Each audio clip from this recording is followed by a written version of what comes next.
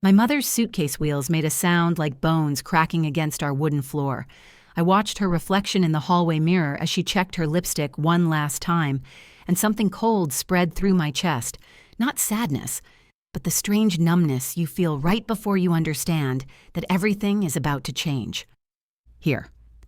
She pressed a crumpled $20 bill into my palm without looking at me. You're independent now, Maddie. You're not a baby anymore. Just order food if you need to. The paper felt damp from her hand. $20. I stared at it while her words bounced around my skull like a pinball I couldn't catch. A month. She was leaving for a month. To Europe. And this wrinkled bill was supposed to be my lifeline. Mom, wait!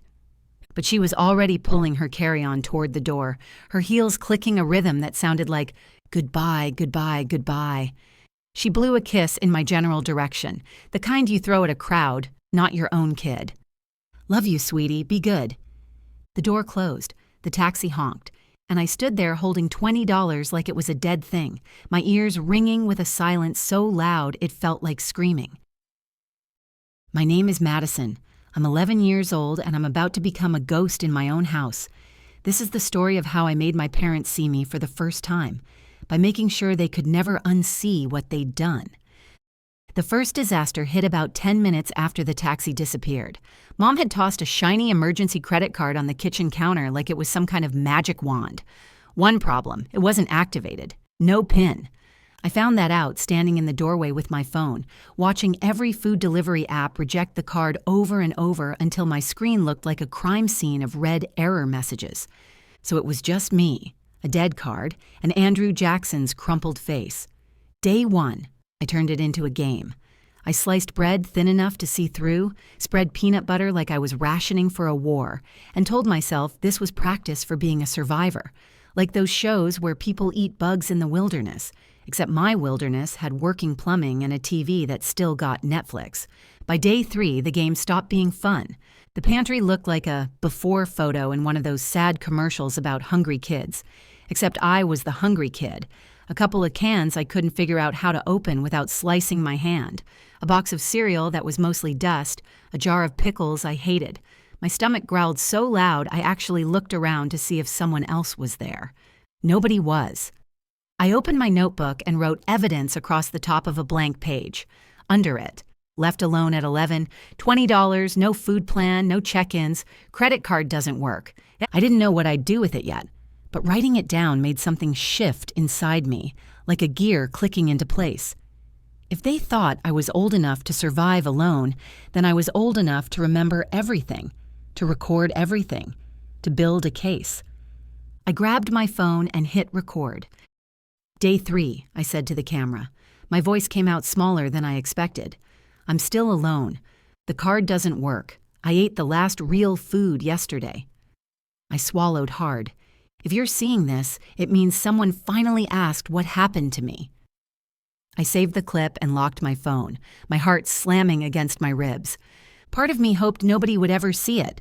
Another part wanted that video to detonate in my mother's face like a bomb she'd built herself. I thought about texting my best friend Olivia, but what would I even say? Hey, my mom ditched me for Europe and I'm basically starving. How's your summer? Instead, I sent something normal. How's the lake house? No reply. She was probably eating burgers with her family, not checking her phone. My stomach twisted into a knot that had nothing to do with hunger. By day 5, everything felt foggy. I got dizzy when I stood up too fast, found a half-empty cereal box in the back of the cupboard and ate it dry, handful by handful, trying to make each one last. I opened my notebook again. Day 5. Still no call from Mom, not even a text. Then another line, my handwriting getting shakier. If I disappear, this will prove it wasn't my fault. That's when my thinking changed. This wasn't about surviving until they came back. This was about what would happen to them when people finally realized what they'd done. On day 7, my body felt weak, but my anger was stronger than anything I'd ever felt. I shuffled to the front window and watched the neighborhood happening without me. Kids on bikes, a dog chasing a ball, normal families living normal lives with parents who actually stuck around. I pressed my forehead against the glass and whispered, "You picked croissants over me. You have no idea what that's going to cost you." The doorbell rang. I froze. Cereal dust still on my fingers. Nobody ever rang our doorbell, not really. The sound came again, followed by 3 sharp knocks. My heart tried to escape through my throat. For a second, I thought about hiding, pretending I wasn't home, but another thought cut through my fear. What if this is the moment someone finally sees me? I reached for the handle with shaking hands. Standing on the porch was a man in a green jacket with my school's logo stitched on the chest. It took me a second to recognize him without a classroom behind him. "Hi, Madison." Mr. Brennan, the school counselor. His voice was gentle, careful. "I've been trying to reach your parents. They haven't picked up. Mind if I come in?" Everything in me wanted to lie, to say my parents were just at work, that everything was fine, that I didn't need anything from anyone. But my hand loosened on the door, and I stepped back. "Sure," I whispered. "I guess." He walked in and stopped. I watched his eyes move across the room like he was reading a crime scene. The dishes piled in the sink, the empty counter, the fruit bowl with 1 brown banana. Evidence I hadn't meant to stage but had accidentally left everywhere. "Are your parents at work?" "Europe." The word came out flat, dead. "For a month." His eyebrows shot up. "A month? Who's staying with you?" Here was the line. The moment I could protect them or tell the truth. "Nobody," I said. "They said I was old enough." Something in his face changed. The polite concern hardened into something sharper. He pulled out a chair and sat down, motioning for me to sit across from him. "Madison, how long have you been alone?" "A week. Almost." I hesitated, then asked the question that had been forming since I opened the door. "How did you know to come here? It's summer." He sighed. "Mrs. Patterson across the street. She called the school's emergency line yesterday, said she hadn't seen your parents' cars in over a week, but she'd spotted you at the window a few times looking, in her words, like a little ghost. When I couldn't reach your mom or dad, I decided to check in person." Mrs. Patterson, the elderly woman who always waved from her porch. I'd never even thought she was paying attention. "Do you have enough food? Money?" I let out a laugh I didn't recognize, bitter and small. "They left me a credit card that doesn't work and $20. He stared at me for a long moment. Not the way teachers stare when you forgot your homework. Something heavier, like he was counting all the ways this was wrong. "This isn't okay," he said finally. "You know that, right?" I shrugged, even though my chest ached. "They said they needed a break, that I'm mature, that I should be able to handle it." "And how have you been handling it?" The notebook on the table caught my eye. Evidence stared back at me in my own handwriting. "I've been hungry," I admitted, "and scared, and I've been writing things down, just in case." "Just in case what?" "Just in case something happens to me. So nobody can say they didn't know." The silence between us felt like something solid, but he wasn't ignoring it. He was really feeling it.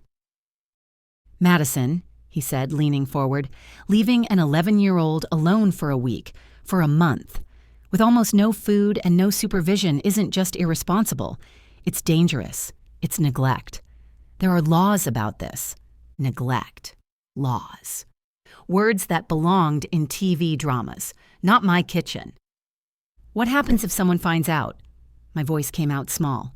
"Agencies get involved. Child Protective Services. There could be an investigation. Your parents could face serious consequences." "Consequences." I repeated it slowly, tasting the word. "For what they did to me." He didn't rush to comfort me, didn't tell me I was overreacting, just nodded. "For what they did to you." I imagined my mom's face when she came home to find strangers in our living room, people asking questions she couldn't dodge with a fake smile. I pictured her seeing my notebook, my videos, my empty pantry.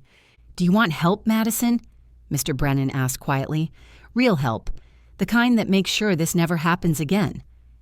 Part of me wanted to say no, to wait for my parents and pretend this month never existed. But the part of me that had been writing evidence in capital letters was tired of pretending. "Yes," I said, "but if I say yes, what happens to them?" "They'll have to answer for their choices. Adults will finally see what you've been going through." I looked at my hands, then back at him. "Then help me," I said. "I want them to see exactly what they did. I want them to feel what it's like to lose control." He nodded once. "First, we make sure you're safe. Then we make sure the right people hear your story." As he reached for his phone, something strange settled over me. Not peace, exactly. More like power. I wasn't just a kid waiting to be rescued anymore. I was the witness, and witnesses don't disappear quietly. Mrs. Delgado from next door arrived 20 minutes later, her eyes scanning me like she was checking for damage. The caseworker came an hour after that. A woman named Miss Chen who moved through our house taking pictures of the empty fridge, the trash can with its few sad wrappers, the unused credit card still sitting on the counter like evidence at a crime scene. "How long have your parents been gone?" she asked gently. 7 days. They planned a month." "Who checks on you?" "Nobody. Until today." "Do they call?" My mom sent a selfie from Paris with a heart emoji. That was it. She wrote something down. I didn't ask what. That night, Mrs. Delgado fed me real food, chicken and rice and vegetables that weren't from a can. I almost cried with the first bite. Not because I was sad, but because I'd forgotten what being taken care of felt like. "Keep the receipts," Mr. Brennan had said before he left. "They show what wasn't here before." So I taped them into my notebook behind the pages about my hunger. More evidence, layer by layer. 3 days later, my phone buzzed with a number I recognized, Mom's international cell. I stared at the screen until it almost went dark, then hit accept and put it on speaker. Mrs. Delgado sat across from me, close enough to hear. "Madison?" My mother's voice cracked through the line. Not worried, just sharp. "What is going on? Why is some woman from Child Services emailing me about an investigation? Do you have any idea what this looks like for me?" There it was. Not, "Are you okay?" Not, "Are you safe?" Just what this looks like for me. "They're involved because you left me," I said. My voice shook, but I kept going. "You went to Europe for a month. You left me alone with $20 and a card that doesn't work. They saw the house. They saw the fridge. They saw everything." "You're exaggerating," she shot back instantly. "There was plenty of food. You know how dramatic you can be." Mrs. Delgado leaned in so her voice would carry. "This is Mrs. Delgado, the neighbor. I'm also the one who bought your daughter groceries because there was almost nothing left. This isn't about reputation. It's about safety." There was a sharp inhale on the other end. "We'll talk about this when we get back," my mother said through clenched teeth. "And we're going to have a serious conversation about consequences, young lady." The line went dead. Mrs. Delgado reached over and silenced my phone. "She's right about one thing," she said softly. "There will be consequences, but not just for you." 3 days after that phone call, they came home, cutting their trip short by nearly 3 weeks. Not for me, to protect themselves. I was waiting in our kitchen when they arrived. Mr. Brennan stood by the counter. Mrs. Delgado watched from the doorway. Miss Chen sat at the table with a thick folder. My notebook lay open to the first page, evidence facing the ceiling.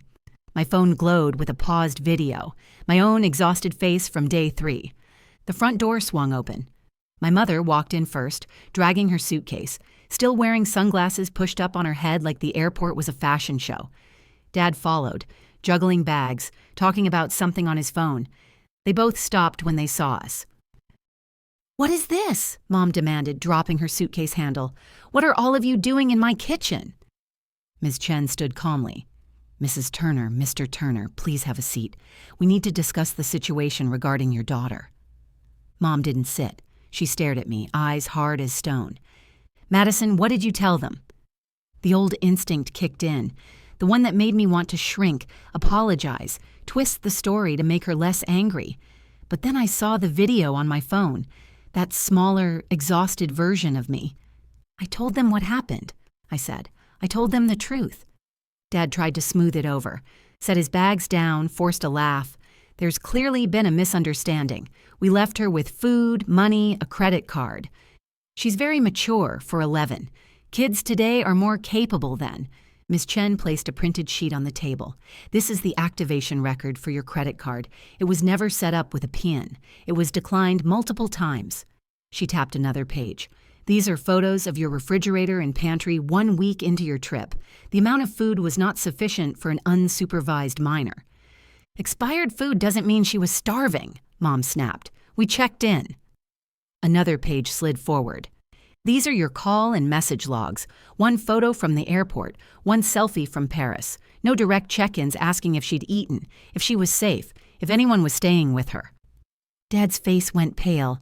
He looked at the logs, then at me. We told you to order food, Madison. We trusted you. You trusted me to survive. My voice was steady now. You didn't trust yourselves to be parents? Mrs. Delgado stepped forward. She was dizzy from hunger when we found her. She didn't come to me because she didn't want to disappoint you by needing help. Think about that. An 11-year-old starving, ashamed to ask for food because she thought needing help meant failing you.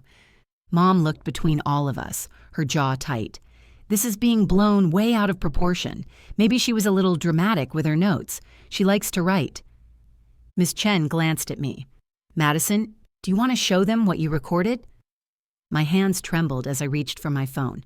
I tapped play. My own voice filled the room. Day 3. I'm still alone. The card doesn't work. I ate the last decent thing in the fridge yesterday. If you're seeing this, it means someone finally asked what happened to me. The camera panned across the kitchen. Nearly empty shelves, lonely cereal box, silent house. My mother slapped a hand over her mouth. My father stared, shoulders sinking. For the first time, I saw something crack in his expression. Not the defensive smoothness he'd walked in with, but something rawer.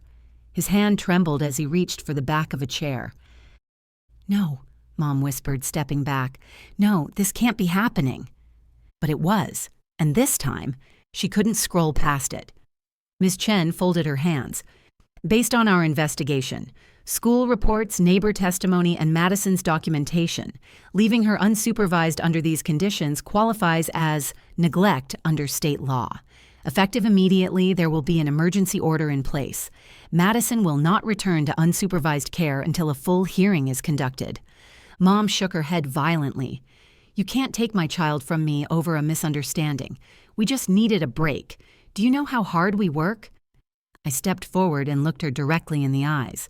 You always told me actions have consequences, I said. That if I messed up, I'd have to face them. You taught me that, remember? She flinched like I'd hit her. This is your turn, I continued. This is what your choice looks like. The room went quiet. My mother's eyes filled with tears. My father gripped the back of a chair like it was the only thing holding him up. Madison, please, Mom begged. Tell them you want to come home. Tell them we can fix this. Part of me wanted to. The part that remembered bedtime stories and birthday cakes and the way she used to laugh before everything became about her job. But another part, the part that had recorded videos in the dark while my stomach ate itself, knew that going back without change would mean none of this mattered. I want to be safe, I said. I want to be somewhere I'm seen before I disappear. Right now, that's not with you. Her face crumpled. Ms. Chen placed a form on the table. For the duration of the investigation, Madison will remain in temporary placement with Mrs. Delgado. You'll be notified of the court date. You're taking her side over her own parents, Mom whispered. I looked at her one last time. No, they're finally taking my side. For once. We left the house before they did. As I stepped onto the porch, I heard my mother sobbing inside. Walking back across the grass to Mrs. Delgado's house, I felt heavy and light at the same time. I hadn't ruined my family. They'd done that themselves when they chose a month of freedom over a kid who still needed them to come home. All I'd done was refuse to hide it. At the hearing, weeks later, my videos were entered into the record. My notebook pages were scanned and printed. My voice on the stand didn't shake as much as I expected. The judge ordered supervised visits and mandatory family counseling for both of my parents, together and individually. Dad sat through the ruling with his head bowed, and when it was over, he approached me in the hallway while Mom was still arguing with their lawyer. I'm sorry, Madison, he said quietly. It was the first time he'd said those words without an excuse attached. I should have. I don't know, I should have been paying attention. I didn't know what to say back, so I just nodded. It wasn't forgiveness, but it was something. They didn't go to jail. It wasn't a movie moment. But something sharper happened. They lost the automatic right to be in my life without someone watching. They lost the assumption that they were the good guys. That summer, I learned to cook more than cereal. I learned that asking for help isn't weakness. And I learned that telling the truth can be the strongest revenge there is. Not yelling, not breaking things, just refusing to let what happened stay invisible. Olivia finally texted back 2 weeks after everything exploded. She'd seen something on her mom's Facebook. Neighborhood gossip travels fast, and her message was just 3 words. "Are you okay?" I told her the truth, all of it, and she cried on FaceTime with me for an hour. She said she wished I'd told her sooner, that she would have made her parents drive back from the lake house. I believed her. Some friendships get stronger when they see the worst parts of your life. My mom still sends messages sometimes, long paragraphs about how she's changed, how sorry she is, how much she wants things to go back to normal. Maybe someday we'll find a version of normal that doesn't erase what happened. Maybe we won't. But I know this. The day she came home from Europe expecting souvenirs and stories, she walked into something she never saw coming. A daughter who'd turned every empty shelf, every unanswered call, every hungry night into proof.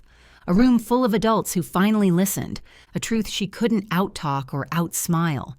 And when she whispered, "No, this can't be happening," I realized something important. It already had. It had been happening since the moment she chose a plane ticket over me. So tell me, if you were 11 and left alone with $20 while your parents chased their freedom across the ocean, would you bury the story to keep their image clean? Or would you do what I did and let the truth become the revenge they never expected? Before you go, here's a quick bonus for sticking around. If you love learning and growing like I do, you need to try audiobooks. I've got an exclusive deal with Audible. Your first month is completely free. That's access to over 500,000 titles, 0 cost to you. All the details are waiting in the description. Don't miss this one.